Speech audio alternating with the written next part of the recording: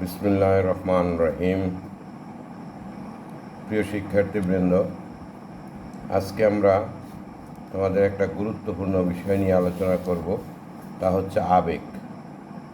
আবেগ কাকে বলে, আবেগ কত প্রকার, আবেগ প্রকাশের ভাব কীভাবে প্রকাশ করা হয় বা কীভাবে প্রকাশিত হয় সে সম্পর্কে আমরা বিস্তারিত আলোচনা করব।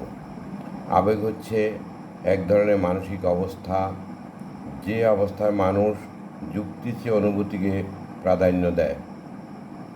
রাগ, ক্ষোভ, ভয়, বিষণ্ণতা, আনন্দ, ভালোবাসা আর বিস্মিত হওয়া, এসব অভিজ্ঞতা আমাদের সবার জীবনে কম বেশি ঘটে। মানুষ এই অভিজ্ঞতা থেকেই আসলে আবেগের সৃষ্টি হয়। মানব জীবনে আবেগ দুইভাবে প্রকাশ করা যায়, একটা হলো ইতিবাচক আবেগ, আরেকটা হলো নেতিবাচক আবেগ। আমরা এখন আলোচনা করব ইতিবাচক আবেগ নিয়ে। ইতিবাচক আবেগ হলো আনন্দ, প্রেম, পূর্ণতা, পুলক, উৎফুল্লতা, উল্লাস, আহ্লাদ ইত্যাদি হলো আনন্দ প্রকাশের মাধ্যম। একাধিক বা সম্মিলিত কোনো অনুভূতি আনন্দ বা সুখ বলে।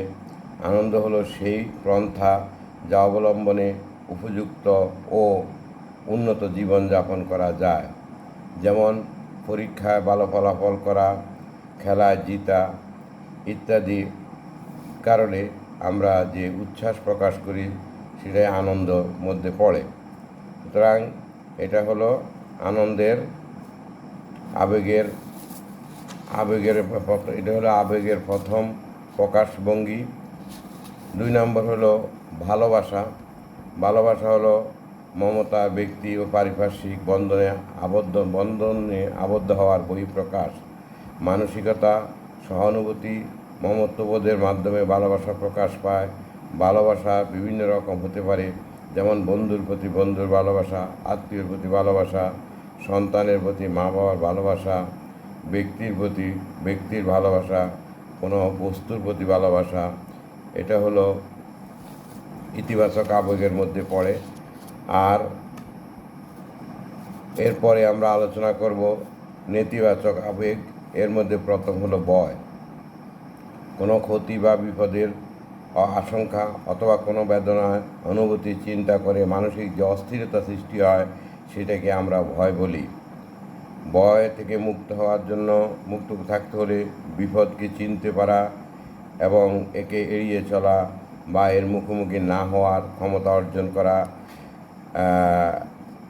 একে বলে, যেমন ফাইট রেসপন্স, প্রতিক্রিয়া। এই পদ্ধতিতে আমাদের চলতে হয়। তাই ভয়কে আমরা জয় করতে হবে। ভয় পেয়ে আগে থেকে আমাদের যে সেখানে ভয়ের সৃষ্টি হতে পারে তা থেকে আমরা পরিত্রাণের সৃষ্টি করব।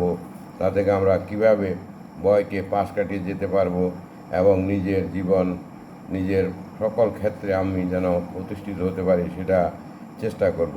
বিষণ্ণতা।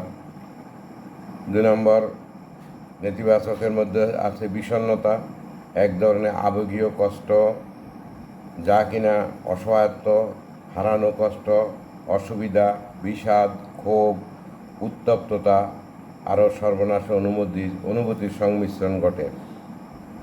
বিষণ্ণতা মানুষের নেতিবাচক আবেগ ও শক্তিহীন হয়ে যায়, একাকী হয়ে থাকে, চুপচাপ থাকে বা বিষণ্ণতা ভাব নিয়ে সবসময় চলতে থাকে।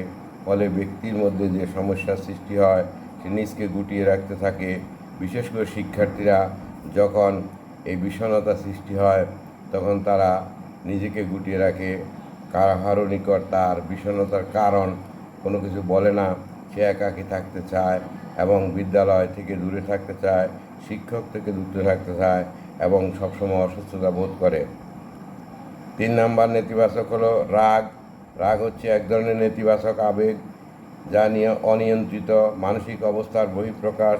কেউ মানসিকভাবে আঘাতপ্রাপ্ত হলে বা অন্য কোনো বঞ্চনার শিকার হলে এর বহিঃপ্রকাশ ঘটতে পারে। রাগান্বিত হলে মানুষ স্বাভাবিক চিন্তা করতে পারে না, কোনো পরিস্থিতির কোনো সিদ্ধান্ত নিতে পারে না, আর যদি সিদ্ধান্ত নেয় সেই সিদ্ধান্তগুলি সঠিক হয় না। তাই বলা যায় রেগে গেলে তো হেরে গেলেন, আর যদি রেগে গিয়ে না রেগে যান তাহলে জিতে গেলেন। এটাই হলো আমাদের এই ধারণা নিয়ে আমরা চলতে হবে। তাই আমরা রাগকে প্রশমিত করব। রাগের বহিঃপ্রকাশ দেখা দিলে, রাগ দেখা দিলে আমি নিয়ন্ত্রণ করার চেষ্টা করব। তাহলে আমি আমার কৃতকর্ম, আমি আমার প্রত্যাশিত বা কাঙ্ক্ষিত লক্ষ্যে পুষতে পারবো। চমক বা বিষণ্ণতা অপ্রত্যাশিত বস্তু, অবাস্তব ঘটনা কোনো সহানুভূতি জন্ম দেয়, চমক বিস্ময় সৃষ্টি করে। এটা আবার দুইভাবে হয়, একটা হলো ভয়ঙ্করভাবে, আরেকটা হলো তোমার সুন্দরভাবে। তো বিস্ময় প্রকাশের ক্ষেত্রে আমরা সাধারণত দুইভাবে প্রকাশ করি, একটা আনন্দের ক্ষেত্রে, আরেকটা হলো বেদনার ক্ষেত্রে। আনন্দের ক্ষেত্রে যেমন বহিঃপ্রকাশ, যেমন হঠাৎ করে দীর্ঘদিন পরে দেখা গেল তোমার মামা যদি তোমার বাড়িতে আসে, যিনি দীর্ঘদিন আসে না, তাকে দেখে আনন্দের বহিঃপ্রকাশ বা বিস্ময় প্রকাশ করা। আবার বিস্ময় প্রকাশের ঘটনার পথ আরেক রকম আছে, সেটা হলো যেমন হঠাৎ করে কোনো মৃত্যু বা হঠাৎ করে কোনো দুঃসংবাদ আসে, বিস্ময় প্রকাশ করা, বা যে ঘটনা ঘটার প্রত্যাশিত নয় সেই ঘটনা ঘটে যাওয়া, এরকম আবেগের মধ্যে পড়ে। এরপরে আছে লজ্জা। লজ্জাকে আমরা সাধারণত আবেগের বহিঃপ্রকাশ, সেটা একটি মাধ্যম হিসেবে বিবেচনা করি। লজ্জাকে একটি মনস্তাত্ত্বিক প্রক্রিয়া, চেতনা, মানসিক অবস্থার ধরে ধরা হয়। পরিবেশ ও সামাজিক সংস্কৃতির প্রেক্ষাপটে বিবেচনায় বিভিন্ন সমাজে বিভিন্ন সংস্কৃতির মানুষের লজ্জার বহিঃপ্রকাশ ঘটে। লজ্জাকে নেতিবাচকভাবে না নিয়ে ইতিবাচক উপায়ে নেওয়া উচিত, তাহলে আমরা সেইখান থেকে ফিরে আসতে পারব। এখন আমি শিক্ষার্থীদের উদ্দেশ্যে বলবো, এই আবেগ থেকে আমরা কিভাবে বাঁচতে পারি।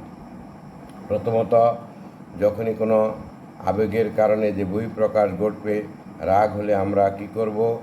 আমরা সাধারণত বাহিরে একটু হেঁটে আসব এবং অত্যন্ত প্রিয় বন্ধুর সাথে কথা বলবো, আর রাগের বিষয়টা প্রশমিত করার জন্য প্রয়োজনে প্রার্থনা করব, এবং যার কাছে বললে নিজের মনে প্রশান্তি আসবে, তার কাছে আমরা বলতে চেষ্টা করব। দ্বিতীয়ত হলো লজ্জা।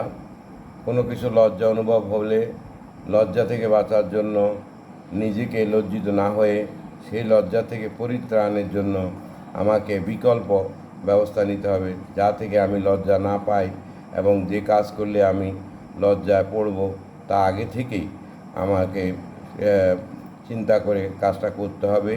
যেমন এই ধরনের কাজ থেকে আমরা বিরত থাকব। তারপরে হলো বিষণ্ণতা যখন দেখা দেয়, তখন একাকিত্বভাবে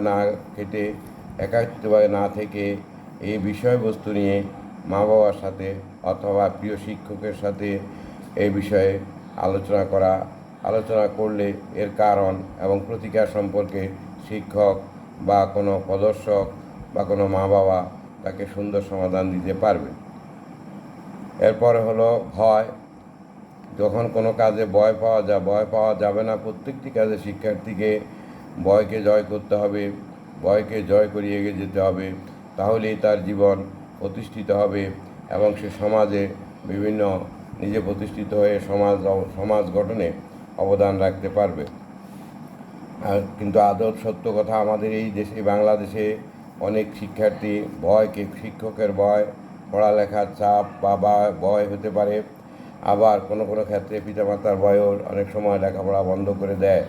ফলে তার জীবন আস্তে আস্তে একসময় দুর্বিষহ হয়ে ওঠে, যে যখন সেটা বুঝতে পারে তখন আর সেই জায়গায় ফিরে আসতে পারে না। প্রিয় শিক্ষার্থীবৃন্দ, তোমাদেরকে যে আবেগ সম্পর্কে যে কথাগুলি বলেছি, এই কথাগুলি তোমরা মনোযোগ সহকারে শুনেছ।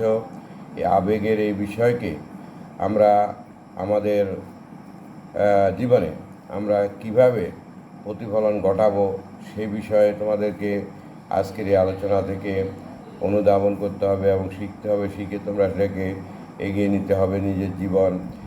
আবেগ দিয়ে কোনো কিছু করা যাবে না, যেটা প্রকৃত সেটাই করতে হবে। আবেগকে আমরা নিজের মতো না করে যাহা করলে আমার আবেগ ইতিবাচক আবেগে রূপান্তরিত সেটা করব, কখনো নেতিবাচক আবেগে দাবিত হব না।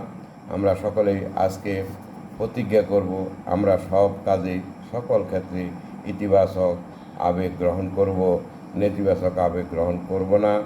এবং এই আবেগ নিয়ন্ত্রণ করে আমরা আমাদের পড়ালেখা চালিয়ে যাব এবং নিজে প্রতিষ্ঠিত হব, সমাজ গড়ব, দেশকে উন্নত করব। এই হবে আমাদের প্রত্যাশা। ধন্যবাদ সকলকে।